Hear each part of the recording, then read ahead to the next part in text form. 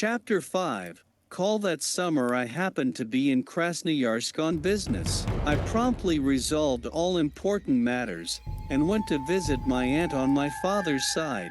She lived in a small town which was 90 kilometers away from Krasnoyarsk. My aunt invited me for a long time, and I honestly promised to come over, but I still could not choose the right time. I lived and worked very far away, in the south of the country, and there were always some insurmountable obstacles to my trip: urgent work, the shaft of urgent problems, the elementary lack of money. So now that business called me to this region, I firmly decided to see my aunt. My aunt was over 80. All her life she had worked in geology, traveled around Siberia, the Far East, long lived and worked in Mongolia. When she retired, she took up public work, gathered veteran geologists around her, tried to draw the attention of the authorities to their problems. Her energy and enthusiasm could be the envy of anyone. I did not inform about my arrival beforehand, and it was unexpected for my aunt. After joyful exclamations, tears, hugs, inquiries, my aunt's delicious and nourishing food, we settled down in a cozy room for an unhurried conversation.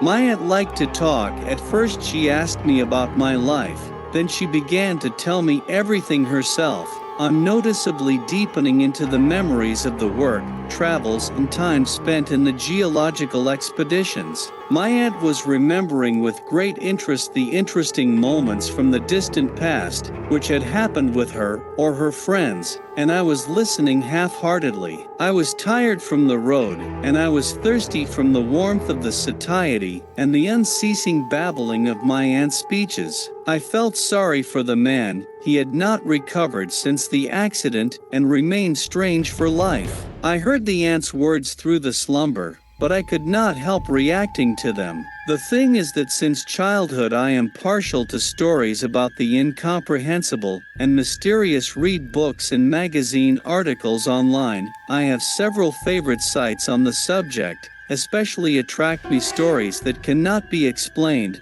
Perhaps the reason for this is my very commonplace prosaic life. Do not know. Only at these words of the aunt, sleep escaped from me. I hurried to stop the further flow of memories. I asked, "Who are you talking about? Who is the strange and loose?" "Yes, Mikhalik, my neighbor. I'm telling you about him, and what happened to him." "Who knows?" my aunt sighed. "He was in a geological party in the early 80s in a place rather remote from Abakan, 150 to 200 kilometers away. He was a normal guy, a joker and a jolly fellow, who could dress up and relax and not know how to help and sing and talk heartily. In a word, people were drawn to him by the soul of any company.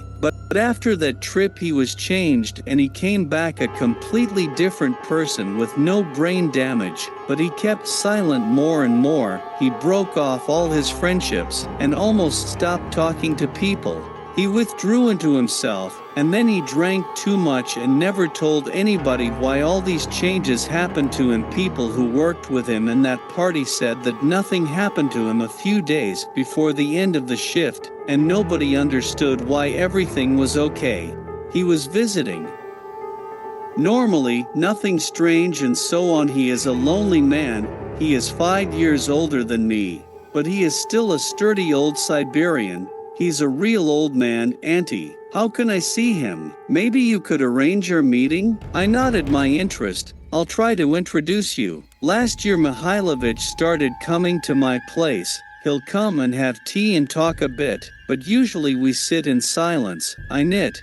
He'll just be silent for an hour or another, and I do not pester calmly when there is someone near, even if a bit strange, but he will not tell you anything until now. Because he did not tell anyone anything and forgot for so many years. Probably Mihailovich was a really tough old man, felt hidden power in him, his strength, his power, though the years and the way of life had left their imprint on him. He was white, and his head and beard were as if snowed generously, stooping heavily. The eyes on his wrinkled face seemed extinguished without fire. The guest met me intently, as if deciding for himself whether or not to frank with me. Then he put the old shabby tablet on the table and slowly, trying to choose his words, started talking. It is a real officer's clipboard. It is old. I found it by chance in one of the abandoned tents. Geologists respected it till now. I reached for the clipboard, but the old man stopped me. Wait, listen to it first, then look. What I will tell you is true. I kept it for a long time, but lately it has been weighing heavily on my soul, and it has become quite depressing. Do you want to share it with someone? You are not from around here, you will be leaving soon, and you have shown interest, so listen. And after some silence, Michael started his story in a monotone voice. Before my departure, I went out to the taiga for cedar. Not really, no, just for small things. Those places were very rich in cedar trees. I was going to find some cedars. They tasted better than the ones from the branches. And I needed little. I used to hunt with the fellows, and not only for cones. The taiga was my breadwinner, and after that case I've never set foot there. I quit geology. I gathered only problems. I ruined my life with those cones. The old man waved his hand and kept silent. I sat quietly, afraid to scare him off, not just with unwanted question, but with any of his sharp movements. And Mihailovich sighed, and went on with his narration. I went away from the camp, not far from the familiar places. Nothing unusual, so I walk around looking between the trunks. I see a small clearing and something on it is getting lighter. But from a distance I got interested. I went closer to look at the light. Tent turned out to be the remains of a tent with sagging cloths covered with dense needles and branches, than you, and nothing else in the clearing except the tent. The grass was only weedy, dense, tangled. I remember that I was very surprised why there was a tent here. It is obvious that it was long ago left near our camp, some kilometers from it. A village people in these places had beaten paths local for berries and mushrooms when hunting, and would have found it already long ago. Conversations about it would have gone everywhere in such remote places. Any casual event arouses interest, and is discussed by locals. Long time nothing was said about it. Strange, as if beasts, and even birds, had left the place, and wind, no rustle, no sound, silence. And I felt something strange. I felt fear, ashamed to tell you, but I felt then a strong desire to run away with all the legs. But curiosity overcame. I knelt down, took aside what once was a canopy, carefully peered inside. There was grass overgrown with some decayed rags and a clipboard, such geologists carry. Lies. I turned back, holding this tablet in my hand, but my thoughts ran away. I couldn't focus while I shook the tablet in my hands and just wanted to open it, as if something pushed me, not from outside but from inside, as if it was a sign. I looked up and felt dumbfounded. Mihailovich got silent again, took out a cigarette. He was twisting it in his hands so hard that I felt powder. His hands trembled, then looked at me and smiled mockingly. Michael started his story in a monotone voice. The geological season was coming to an end, and before my departure, I went out to the taiga for cedar. Not seriously, no, for small things. Those places were very rich in cedar trees. I was going to look for cones more delicious than the candles I needed. I used to go hunting with hunters and mushrooms, and not only for cones, but also for berries. The taiga was my breadwinner. I never went there after I left geology. I collected only problems. And I fucked up my whole life with those cones. The old man waved his hand, and I sat quietly, afraid to scare him off, not only with unwanted question, but with any sharp movement. And after sighing, he continued his narration. I went away from the camp, not far from the place, familiar for many times. Nothing unusual, so I walk aside, look between the trees, see a small glade and something shines on it, but from a distance I can't make out. I got interested. and went closer to see if the light turned out to be a tent, or rather the remains of a tent with saggy cloths covered with dense needles, branches than you and nothing but a tent in the glade was not. The grass is only weedy, dense, twisted. I remember that I was very surprised where from here the tent. It looks like it was left a few years ago. Our camp is near, 5 kilometers away. There is a village people in these places. Local people beat paths for berries and mushrooms. They used to go hunting, and would have found it already long ago. Nothing was said about it. It was oddly quiet everywhere, as if the animals, and even birds, had left the place, and there was no wind, no rustle, no sounds, silence. I felt a strong desire to run away with all the legs, but curiosity overcame.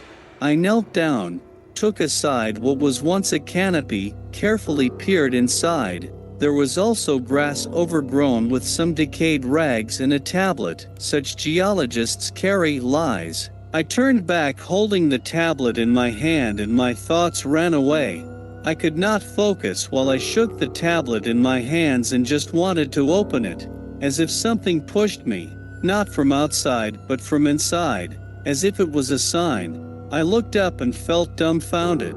Michaelik stopped talking, took out his cigarette. For a while he was twisting it in his hands so hard that he felt powder. His hands were trembling. Then he looked at me and smiled hysterically. It's interesting to hear your old man's story. I don't know if I should continue. I was afraid that you wouldn't believe me. I even believed myself. It is hard to believe in what you don't understand and can't explain. I tried my best to calm him down, and he continued to tell me everything.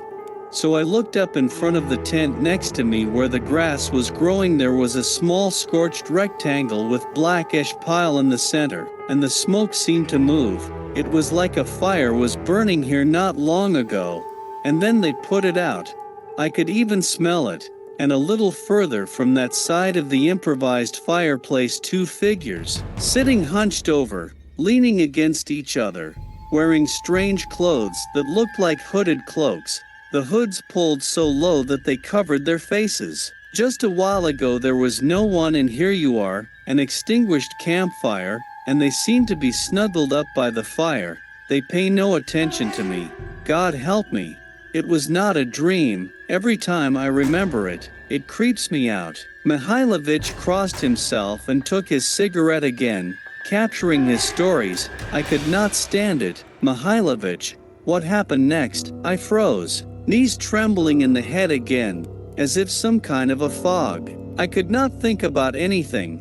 I had no strength to concentrate and to decide to act. Then I heard it. Through the dense cocoon of silence a strange sound came to me, as if somebody was calling me, desperately, strongly, and such a melancholy sounded in it, that my soul shrank. Not from those two, no, from somewhere far away in the deep taiga. I probably made some steps in the direction of the sound. I cannot remember now exactly. I remember only that when I approached the sitting figures, one of them looked at me slowly, and in complete silence raised her head. You know, boy, I have never been so afraid, never, and I have seen a lot of life. I was a boy in the war. Mihailovich again fell silent, and I am fascinated by his story. Did not hold back, hurried Mihailovich to continue. What was, you know, that figure shows his head in slow motion, and I stand and stare at it, not able to move, and under the hood I see not a face,